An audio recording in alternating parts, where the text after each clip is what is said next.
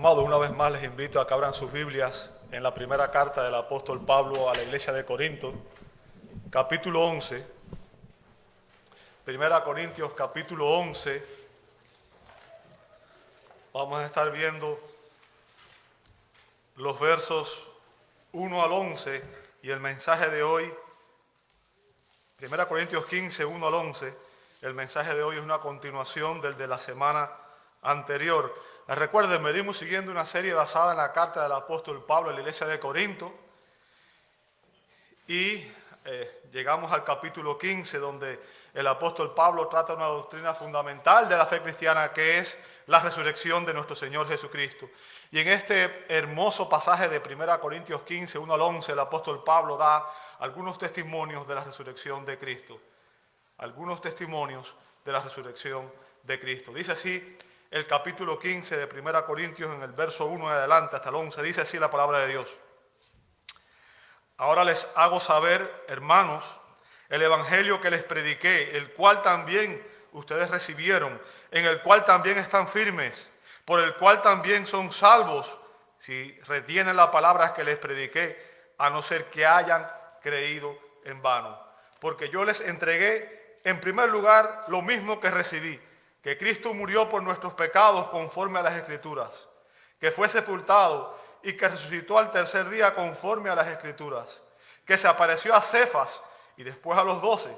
Luego se apareció a más de 500 hermanos a la vez, la mayoría de los cuales viven aún, pero algunos ya duermen. Después se apareció a Jacobo, luego a todos los apóstoles, y al último de todos, como un nacido fuera de tiempo, se me apareció también a mí. Porque yo soy el más insignificante de los apóstoles, que no soy digno de ser llamado apóstol, pues perseguí a la iglesia de Dios. Pero por la gracia de Dios soy lo que soy, y su gracia para conmigo no resultó vana. Antes bien, he trabajado mucho más que todos ellos, aunque no yo, sino la gracia de Dios en mí. Sin embargo, haya sido yo o ellos, así predicamos y así creyeron ustedes. Señor, damos gracias por esta palabra que tú nos das. Gracias porque en ella tú nos enseñas, Señor, testimonios importantes de que nuestro Señor y Salvador no quedó en una tumba, sino que Él resucitó de los muertos, que Él vive, y es por su poder y es por su resurrección que nosotros tenemos esperanza de que algún día también resucitaremos y estaremos en el reino eterno. Gracias, Señor, por tu palabra, por las promesas que nos has dado, por la salvación que nos has ofrecido, porque es un regalo, un don de tu gracia.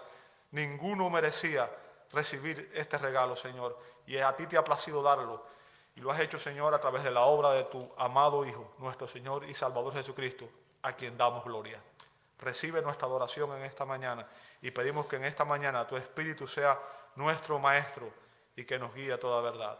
Lo pedimos en el nombre de Jesús. Amén. Amén. Pueden tomar sus asientos, hermanos. Muchas gracias a todos.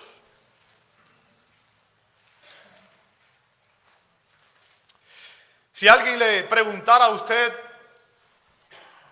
qué evidencias puedes presentar de que Cristo resucitó de los muertos, ¿qué evidencias podrías presentar de que Cristo resucitó de los muertos? La palabra nos dice, el apóstol Pedro dice que debemos estar preparados para presentar defensa del Evangelio ante todo aquel que demande razón. Por tanto, como cristianos es nuestra obligación estudiar la palabra para poder presentar defensa del Evangelio donde quiera que estemos, ¿verdad?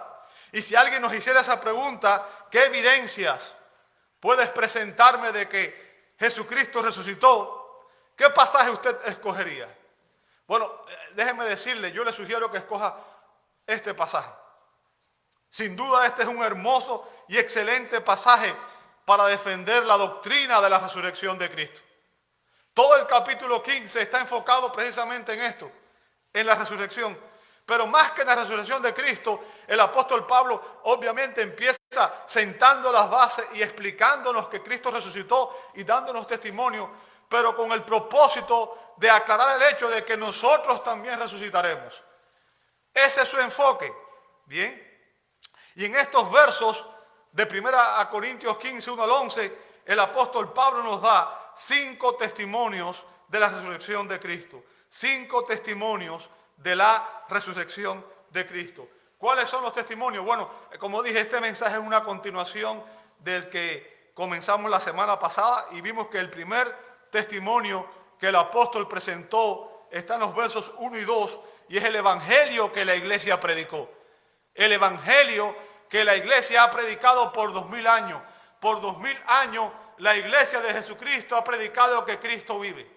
El hecho de que la iglesia se reúne a adorar el domingo en la mañana y no el sábado evidencia la resurrección.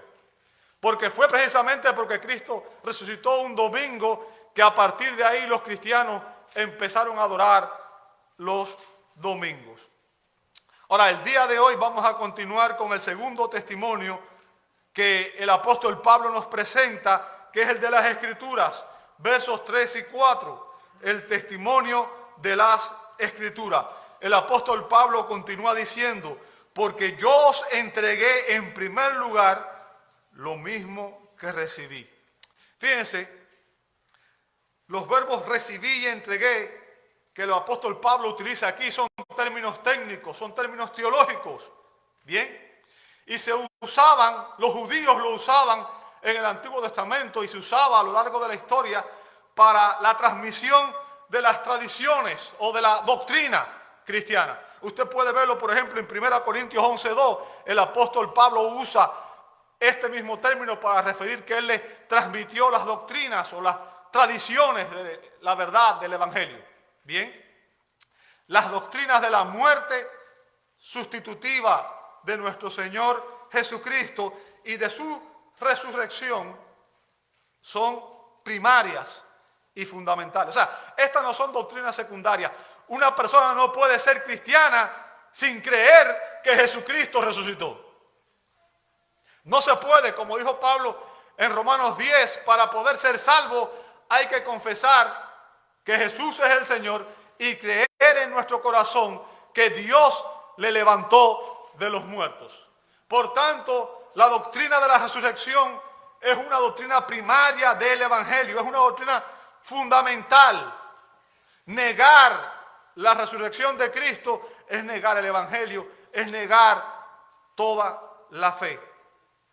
Y el punto que el apóstol Pablo está resaltando aquí cuando él dice esto, amado hermano, es que él no había inventado el evangelio que él les predicó a los corintios. Recuerden, Pablo fue el misionero, Pablo fue el apóstol que fue comisionado a llevar el evangelio a los gentiles. Él fue el que llevó el evangelio hasta Corinto y fue él al medio que Dios usó para levantar allí una iglesia, ¿verdad? Pablo dice que él les había transmitido el evangelio que había recibido. O sea, él dice, yo recibí este evangelio y les transmití a ustedes lo que yo recibí. Bien, Pablo había recibido una enseñanza autoritativa, una enseñanza distinta a cualquier otra enseñanza, porque era la revelación de Dios, era la palabra de Dios. Y por tanto, como un mensajero de Dios, él estaba obligado a transmitir esa enseñanza a todas las personas, a todos los hombres.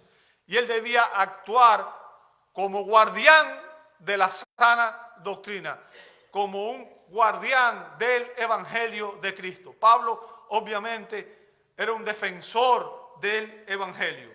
Ahora, sabemos, porque él mismo lo comenta en el libro de los Gálatas, capítulo 1, versos 1 al 11 y 12, Gálatas 1, 11 y 12, el apóstol Pablo dice que el evangelio que él predicó no lo recibió de hombre ni por hombre, sino que el evangelio que él predicó lo recibió directamente por revelación de nuestro Señor Jesucristo. En otras palabras, Cristo fue el que le enseñó a Pablo el evangelio que predicaba. Bien, y eso es importante. Y Pablo está diciendo aquí que él les transmitió a ellos lo mismo que había recibido directamente de parte del Señor Jesucristo.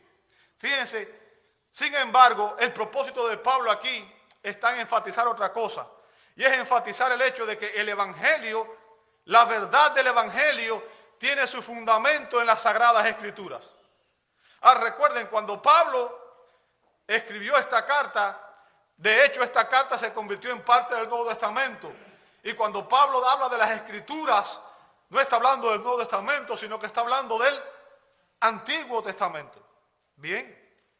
Y Pablo usa en 2 ocasiones la frase conforme a las Escrituras para demostrar, para evidenciar que el Evangelio de Jesucristo está arraigado, está cimentado en las Escrituras del Antiguo Testamento.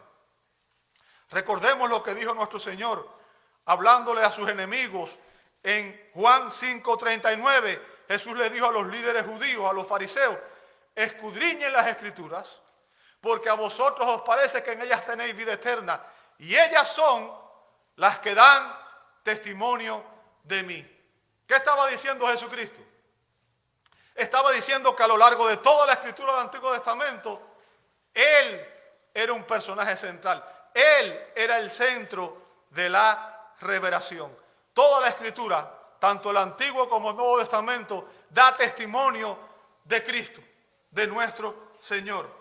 Y recordemos también que después de su resurrección, Él apareció a sus discípulos, y en Lucas 24, 44, 46, Él les dijo a sus discípulos: esto es lo que yo decía.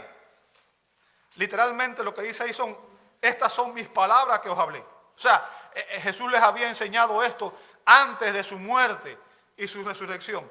Simplemente les está recordando a sus discípulos, ¿verdad?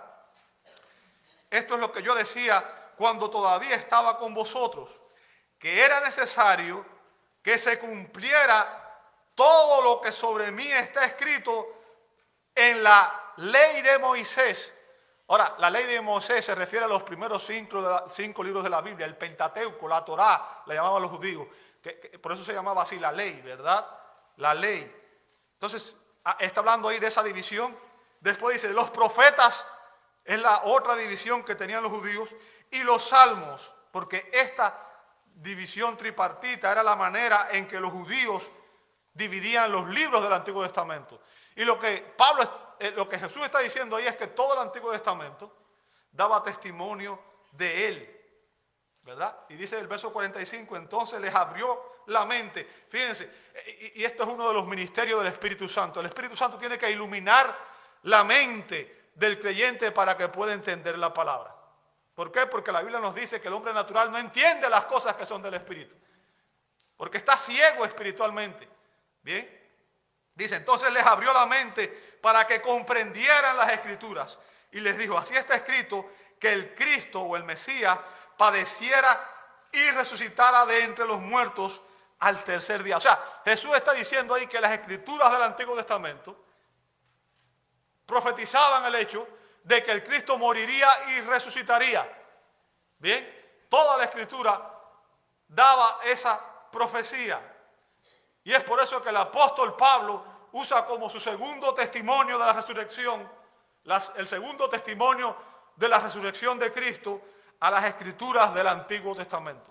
O sea, él nos presentó el Evangelio y ahora nos presenta las Escrituras del Antiguo Testamento. Ahora recordemos que antes de ser el apóstol Pablo, este hombre se llamó Saulo de Tarso. Saulo de Tarso, ¿verdad?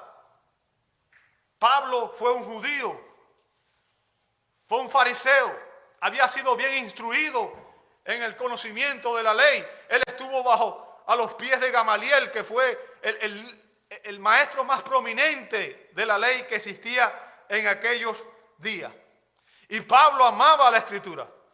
Pablo fue un fiel expositor de las Escrituras. De hecho, si usted lee las epístolas de Pablo, se va a dar cuenta que continuamente él está haciendo referencia, está haciendo alusiones, está haciendo explicaciones con referente a pasajes del Antiguo Testamento.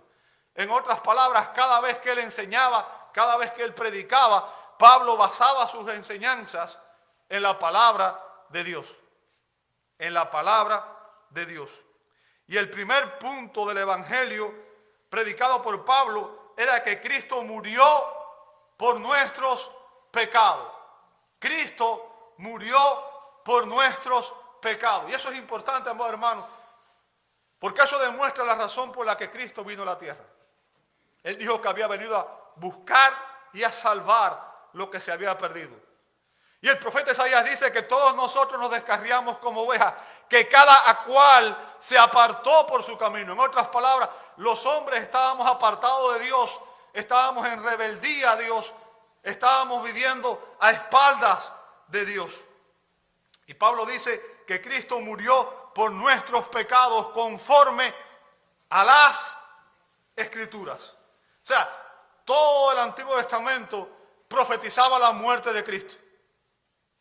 Si usted ha leído las Escrituras del Antiguo Testamento, se va a dar cuenta que el sistema sacrificial del Antiguo Testamento, todo el sistema sacrificial, si usted ha leído el libro de Levítico, por ejemplo, es un libro precioso. Lamentablemente mucha gente no le gusta leerlo porque no lo entiende, pero es un libro que habla de la santidad de Dios, de cómo debemos adorar a Dios, de cómo en el Antiguo Testamento, cómo Dios dio instrucciones precisas de cómo el pueblo de Dios debía adorarlo.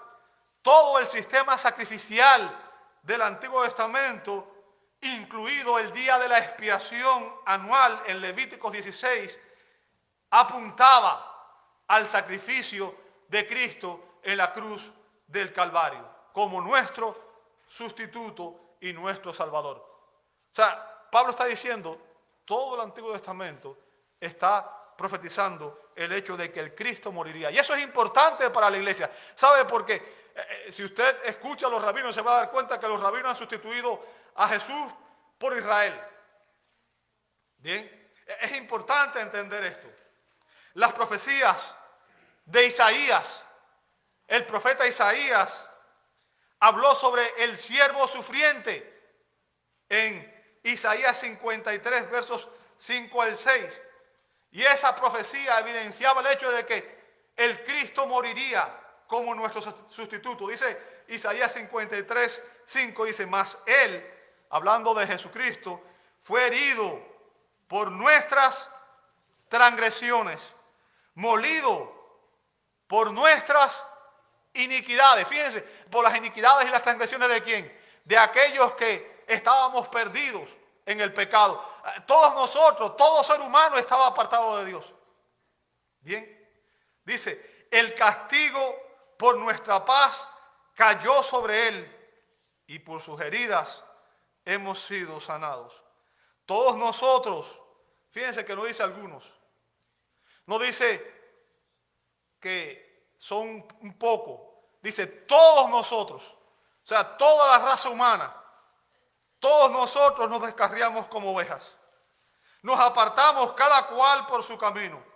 Pero el Señor hizo que cayera sobre Él la iniquidad de todos nosotros. O sea, Cristo fue el sustituto que vendría a morir para salvarnos de aquello que nos había condenado, el pecado, que es lo que nos separa de Dios, es lo que nos condena y nos aleja de Dios, como dice la Sagrada Escritura. Pero Pablo no solamente enseña que Cristo vino a morir por nuestros pecados, sino que a continuación él dice que fue sepultado. Fue sepultado. Ahora, ¿por qué es importante esa declaración? ¿Por qué es importante que Pablo diga que Cristo fue sepultado? Porque el hecho de que Cristo fue sepultado verifica su muerte. Recuerden, ha habido, obviamente desde el principio los judíos se pusieron de acuerdo con los soldados romanos y expandieron una falsa noticia de que Cristo había sido robado. Y también existen otros que han dicho que Jesús no murió, sino que Él simplemente se desmayó y que después apareció a sus discípulos. Pero hay evidencias que demuestran que Cristo murió. Por ejemplo, sabemos que un soldado romano, como dice Juan 19:34, traspasó el costado con su lanza y que al momento salió sangre y agua. Y esto obviamente algunos médicos lo han visto como una evidencia de que Jesús, su corazón estaba roto, ¿verdad? De modo que su pericardio estaba lleno de sangre y suero. Es la manera que algunos lo interpretan. Pero no solamente esto, su muerte también fue corroborada por un centurión romano. un centurión romano, según vemos en Marcos 15, 44 al 45. O sea, hay muchas evidencias que la Biblia presenta sobre el hecho de que Cristo había muerto y que había sido sepultado. Recuerden que Jesús también fue preparado conforme a la costumbre que tenían los judíos y fue embalsamado y lo cubrieron con especies aromáticas y lo cubrieron con lienzos y todo lo demás. Ningún discípulo esperaba el hecho de que Jesús resucitara. Jesús fue sepultado.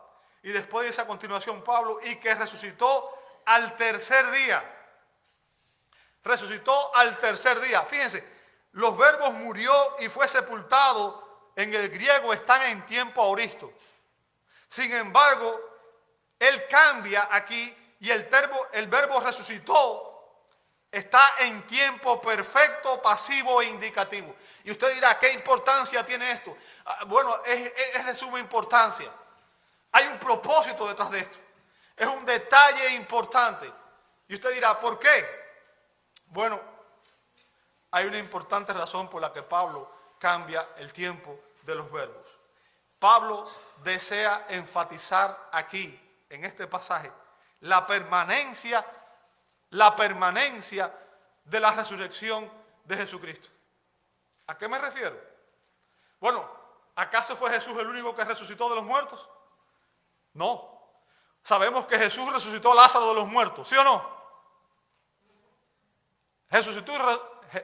Jesús resucitó a Lázaro de los muertos, pero también sabemos que Lázaro volvió a morir. ¿Entiende eso? Sin embargo, cuando Pablo dice aquí que Jesús resucitó, lo hace de tal manera en el griego que dice que su resurrección es permanente y que él nunca más va a enfrentar la muerte. ¿Entiende el punto? El hecho de que Jesús vive eternamente. Jesús vive para siempre. Y dice que esta verdad es conforme a las Escrituras. Conforme a las Escrituras. Bien. En su mensaje de Pentecostés, el apóstol Pedro, hablando de la resurrección de Jesús, citó el Salmo 16, versos 9 y 10. Dice así la palabra de Dios en el Salmo 16, versos 9 y 10. Por tanto, mi corazón se alegra y mi alma se regocija. También mi carne morará segura, pues tú no abandonarás mi alma en el Seol, ni permitirás a tu santo ver corrupción. Fíjense, este salmo es visto como un salmo mesiánico y está anunciando el hecho de la resurrección de Cristo.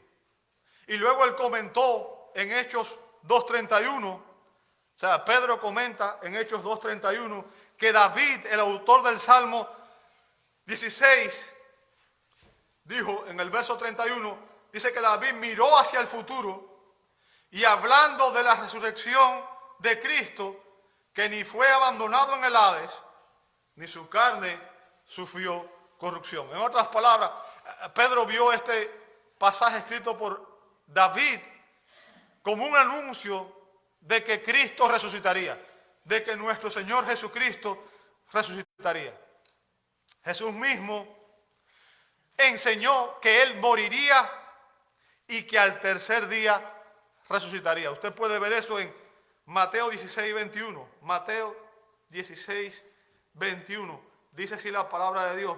Desde entonces Jesucristo comenzó a declarar a sus discípulos que debía ir a Jerusalén y sufrir muchas cosas de parte de los ancianos, de los principales sacerdotes y de los escribas, y ser muerto, y que dice a continuación, y resucitar al tercer día. O sea, Jesús mismo enseñó esta verdad, que Él moriría, pero que también Él resucitaría de entre los muertos. Y cuando los judíos incrédulos le pidieron una señal que demostrara que Él era el Mesías, Él respondió en Mateo 12, 39 al 40. Pero respondiendo, él les dijo: una generación perversa y adúltera demanda señal, y ninguna señal se le dará, sino la señal de Jonás. Fíjense, Jesús usa aquí a Jonás como un tipo. Bien. Jonás el profeta, verso 40.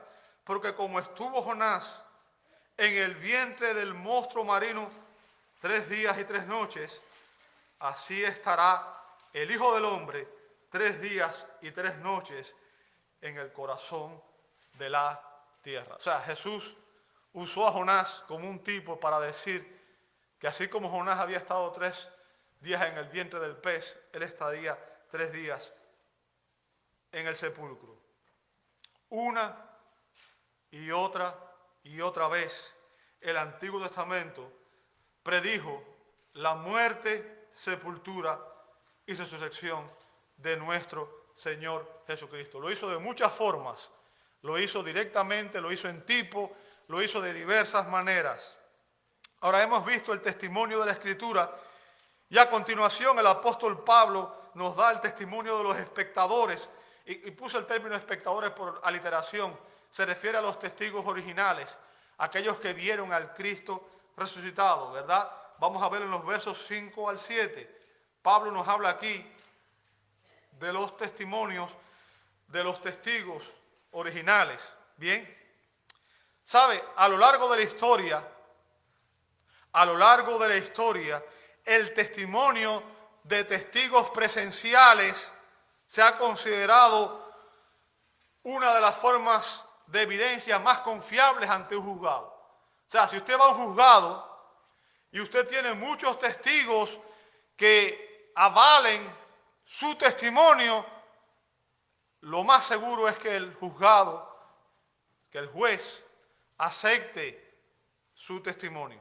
Bien, la ley misma del Antiguo Testamento exigía que debían haber 2 o 3 testigos mínimo para confirmar un veredicto. Usted puede leer eso en Deuteronomio capítulo 17, verso 6 y Deuteronomio 19, 15. O sea, la ley exigía que para juzgar cualquier asunto en un tribunal debía haber 2 o 3 testigos, ¿verdad?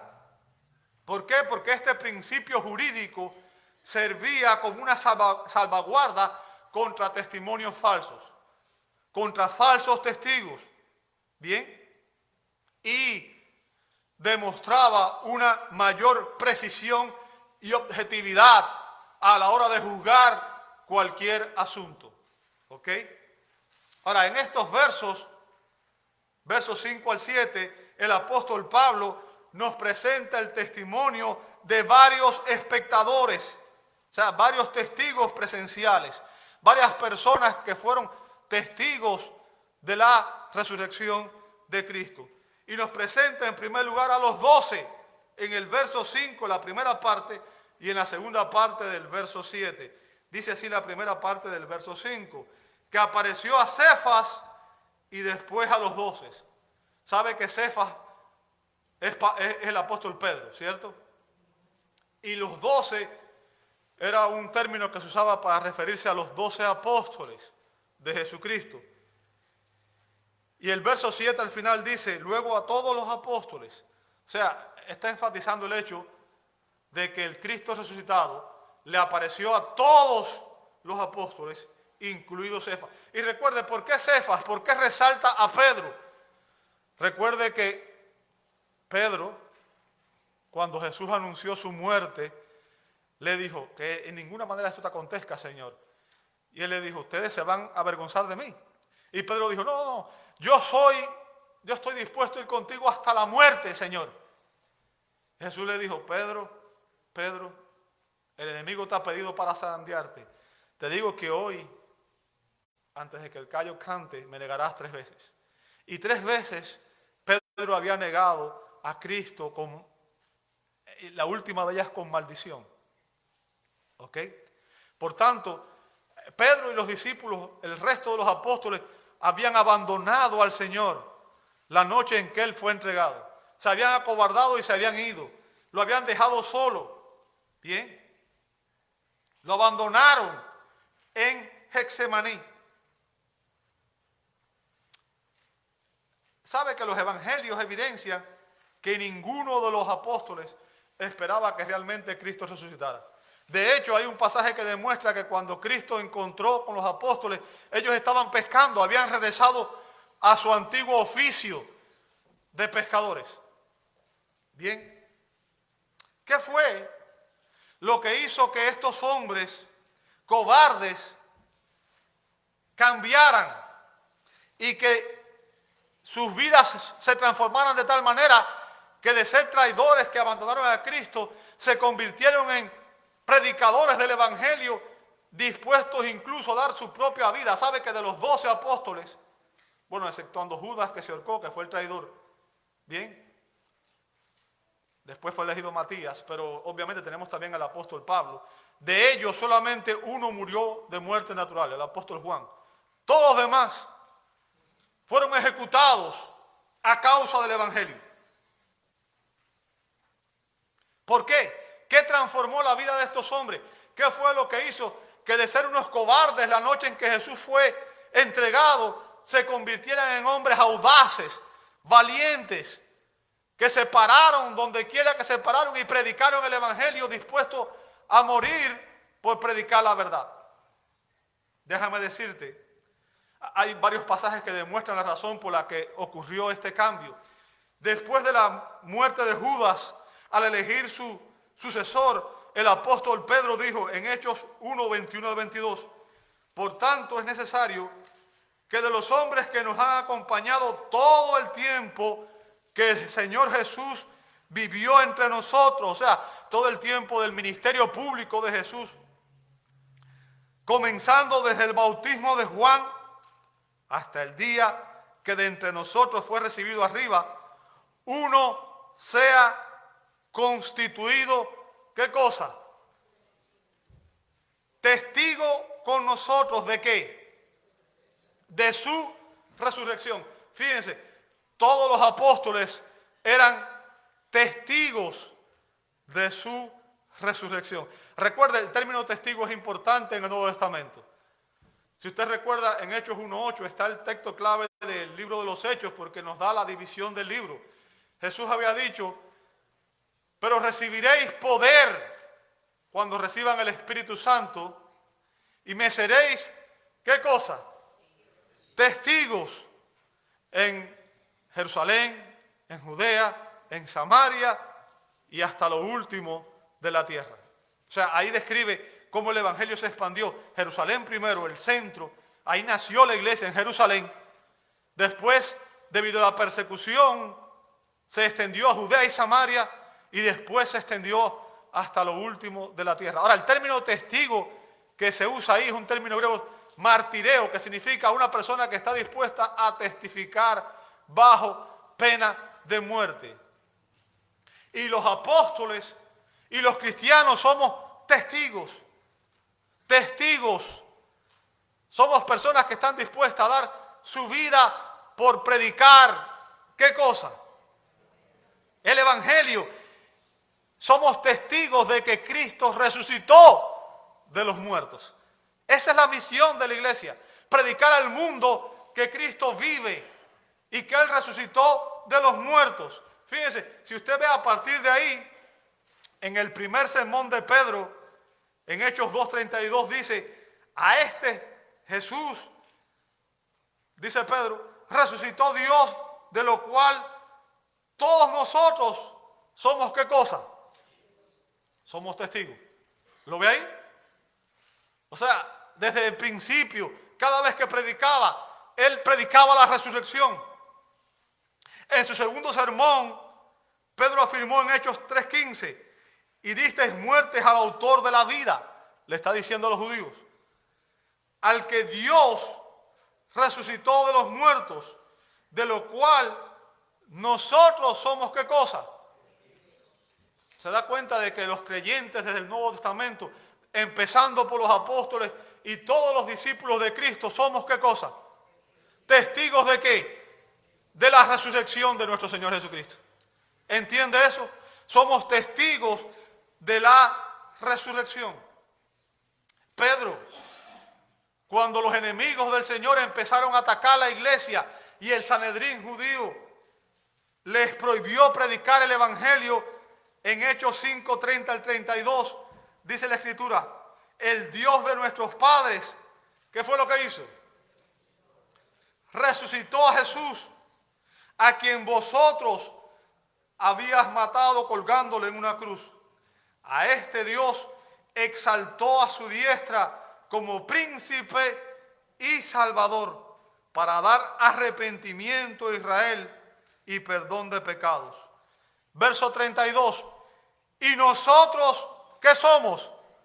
Somos testigos de estas cosas. Y también el Espíritu Santo, el cual Dios ha dado a los que le obedecen. ¿Se da cuenta, amado hermano, que desde el principio la iglesia ha dado testimonio de la resurrección de Cristo? Los apóstoles, todos ellos testificaron de la resurrección de Cristo. La iglesia, todos los creyentes debemos ser testigos del hecho de que Cristo resucitó. Bien. Ahora, no solamente los 12, obviamente Pablo también estaba entre esos testigos. Si usted ve el verso 15, 1 Corintios 15, 15, Pablo dice, aún más somos hallados testigos falsos de Dios, porque hemos, ¿qué cosa? Hemos testificado, ¿lo ve ahí? Contra Dios, que Él resucitó a Cristo, a quien no resucitó, si en verdad los muertos no resucitan. ¿Qué está diciendo? Pablo está diciendo ahí que Él también fue un testigo de la resurrección de Cristo. Bien. Ahora, no solamente los 12 fueron testigos, también dice Pablo que hubieron 500 testigos. Verso 6. 500 testigos. Ahora, recuerden, por 2 testigos o 3 en un juzgado se aprueba una sentencia. ¿Se imagina 500 testigos? Dice el verso 6. Luego se apareció a más de 500 hermanos a la vez. ¿Lo ve ahí? Se apareció a más de 500 hermanos a la vez. Créanme que son muchas personas las que han intentado desacreditar la doctrina de la resurrección de Cristo. Muchos dicen que Jesús no resucitó, sino simplemente que Él se desmayó, o que se robaron el cadáver, o que fue alucinación de los creyentes. Pablo dice que hubieron 500 testigos presenciales, 500 personas que vieron al Cristo resucitado al mismo tiempo. De esa manera es evidente que no pudo haber sido un engaño o una alucinación, amado hermano. Y fíjense que el apóstol Pablo hace una importante declaración. Él dice, la mayoría de los cuales vive aún. En otras palabras, si usted tiene dudas, ¿qué puede hacer? Vaya y pregúnteles, ¿verdad? Pero algunos ya duermen. Ahora yo le pregunto, ¿cree usted que el testimonio de 500 testigos presenciales sería suficiente en un juzgado? El doctor J. Baymore McGee dice, a cualquier abogado de hoy le encantaría tener tantos testigos de su posición como los que Pablo enumera, así como pruebas de la resurrección de Cristo. Bien. Ahora no sabemos cuándo ni dónde estos testigos vieron a Jesús resucitado. La Biblia no nos da detalles al respecto. Bien.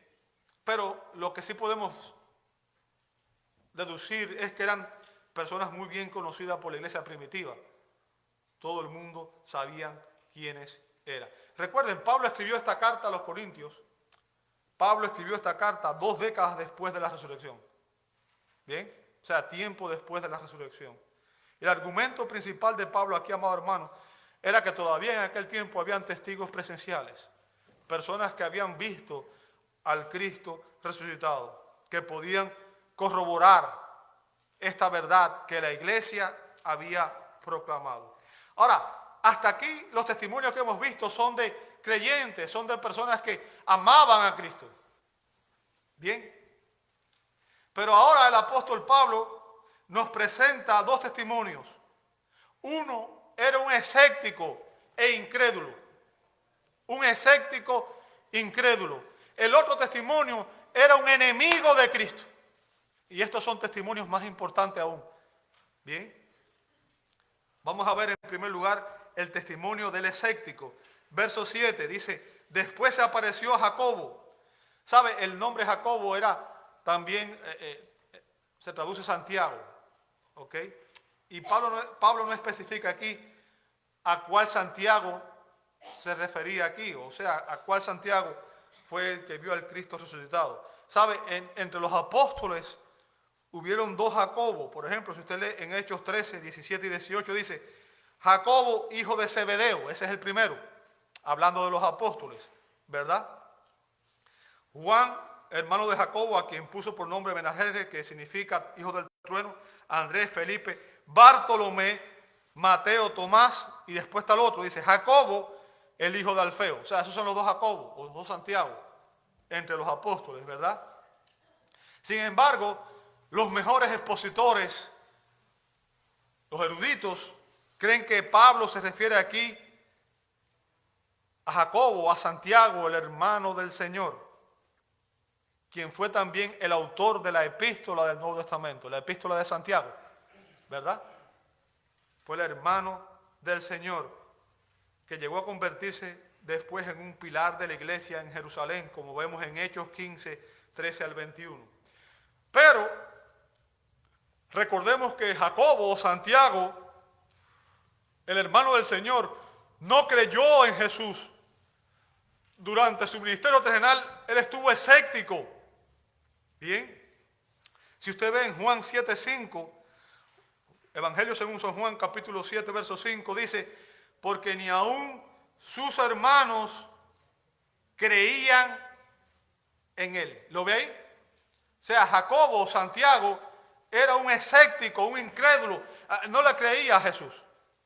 No creía que realmente él fuera el Mesías. Sin embargo, fue la experiencia precisamente de ver al Cristo resucitado el que hizo que este escéptico se convirtiera en un creyente genuino. Y esto evidencia, amado hermano, es un testimonio convincente de que un escéptico e incrédulo fue transformado al ver al Cristo resucitado. Y después de darnos el testimonio de estos espectadores, vemos el testimonio del engendro, y yo le puse así, ya le dije por aliteración, en los versos 8 al 10. Versos 8 al 10 dice, y al último de todos, como un nacido fuera de tiempo, literalmente en un nacimiento a destiempo, se me apareció también a mí, porque yo soy, fíjense, el más insignificante de los apóstoles, porque no soy digno de ser llamado apóstol, pues perseguí a la iglesia de Dios. Fíjense, déjenme decirles, no existe un testimonio más valioso en una corte, no existiría un testimonio más valioso en una corte que el de un enemigo de Jesucristo, un enemigo de Jesucristo que estaba defendiendo la resurrección. ¿Se imaginan un enemigo defendiendo la resurrección? El cuarto testigo de la resurrección fue un enemigo de Jesús, muy enconado, y fue el mismo apóstol Pablo. Como dije, antes de ser el apóstol Pablo, este hombre se llamaba Saulo de Tarso, y este hombre odiaba el cristianismo. Este hombre persiguió la iglesia. Si usted ve en el libro de los Hechos, la persecución más grande que ha padecido la iglesia en ese tiempo, él estaba en el centro. Él estaba allí cuando Esteban, el primer mártir cristiano, fue apedreado. Él fue el que pidió carta a los líderes judíos para llevar la persecución no solamente dentro de Jerusalén, sino también ir a Damasco, ¿verdad? Saulo de Tarso odiaba a Jesús, odiaba la iglesia. ¿Qué fue lo que transformó a este hombre? ¿Qué fue lo que hizo que este hombre cambiara? ¿Qué convirtió a un perseguidor acérrimo de la iglesia en un predicador, en un apóstol que fundó muchas iglesias? ¿Qué lo hizo cambiar? ¿Sabe? El cambio de este hombre, su transformación, le trajo persecución y sufrimiento. Pablo sufrió como yo creo ningún otro predicador del evangelio ha sufrido. ¿Qué fue lo que transformó a este hombre? Pablo dice que fue un encuentro con el Cristo resucitado en su camino a Damasco. Él narra esto, ¿verdad? Y la Escritura nos dice esto en Hechos 9, 1 al 8. Fíjense. Y Pablo dice aquí que el Cristo resucitado le apareció a él y que le apareció tiempo después de haber ascendido al cielo. O sea, la aparición de Pablo, la aparición del Cristo resucitado a Pablo, no fue junto con las apariciones a los demás discípulos en esos días que Jesús estuvo antes de ascender al cielo, sino que fue tiempo después. Bien, fue años después. De hecho, las apariciones de Jesús ya habían cesado. Y es por eso que el apóstol Pablo se describe a sí mismo aquí utilizando un término griego, ektromá, una palabra muy poco común que significa uno nacido fuera de tiempo. También se traduce como abortivo, un engendro, un aborto, un término fuerte.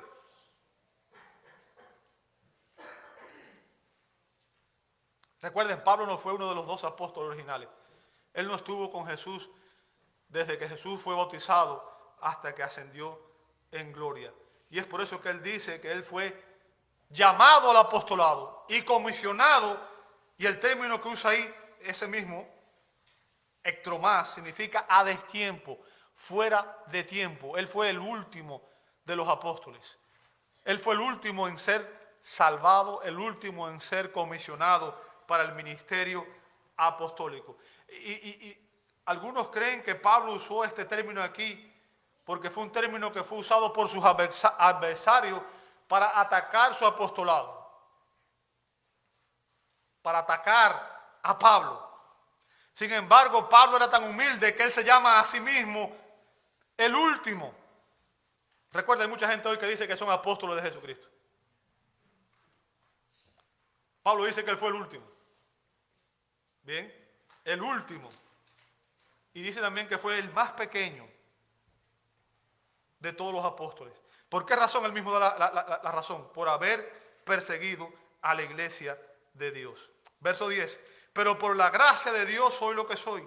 Y su gracia para conmigo no resultó vana. Antes bien, he trabajado mucho más que todos ellos. Aunque no yo, sino la gracia de Dios en mí. Fíjense, Pablo deja aquí claro una cosa.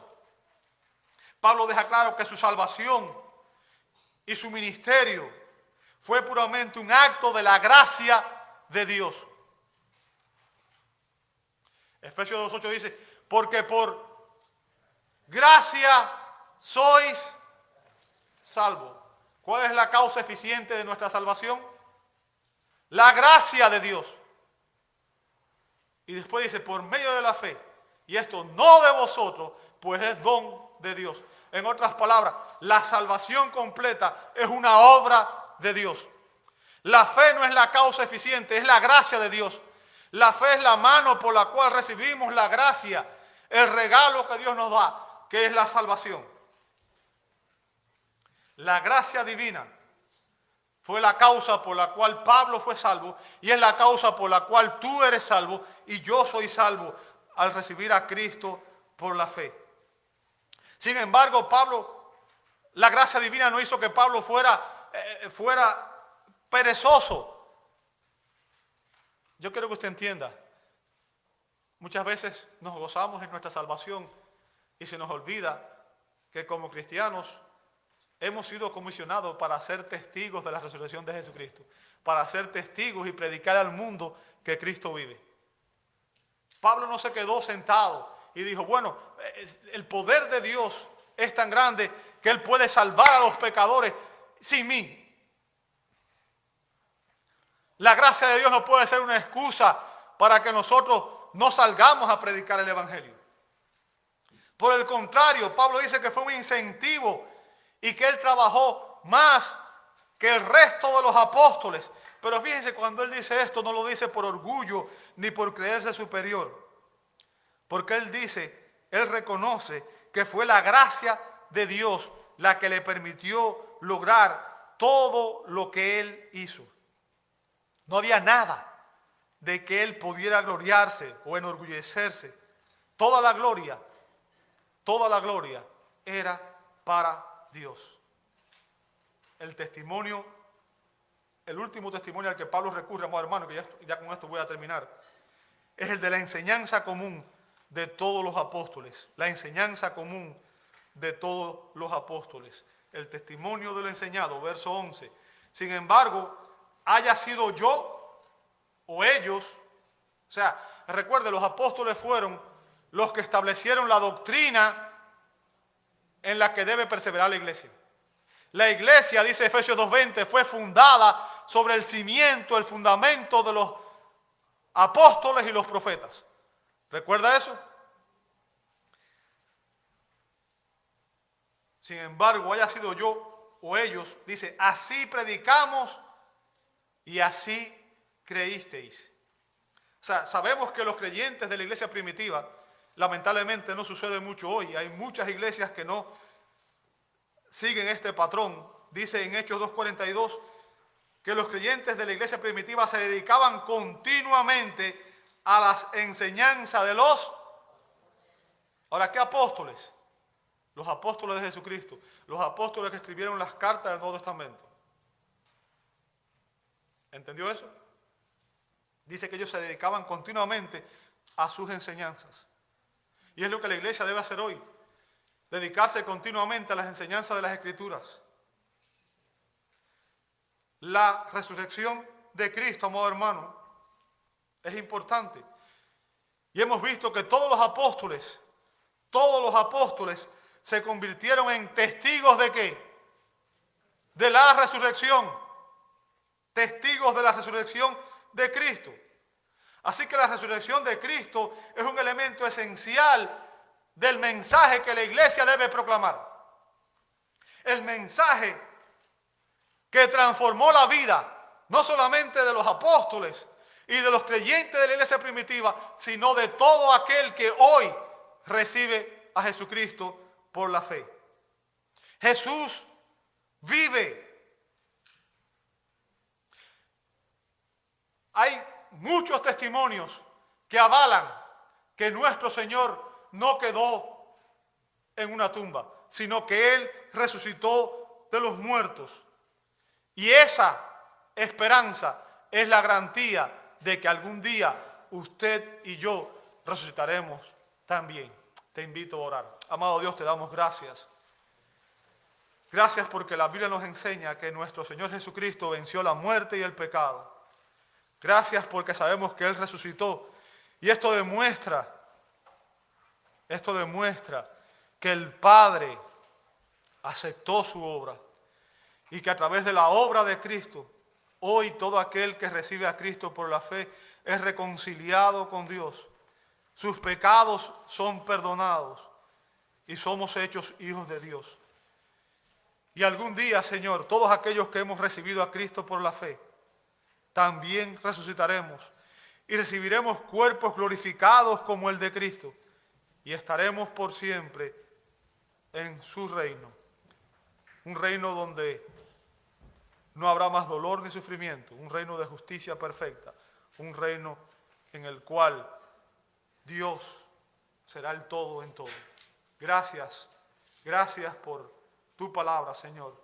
Gracias por esa esperanza, porque sabemos, Señor, que en esta vida tenemos la garantía de que nuestro Señor resucitó y en su resurrección está la garantía de nuestra futura resurrección.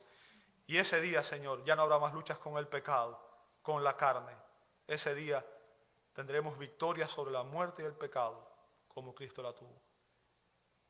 Recibe nuestra adoración, nuestra gratitud. En el nombre de Jesús oramos. Amén, amén y amén.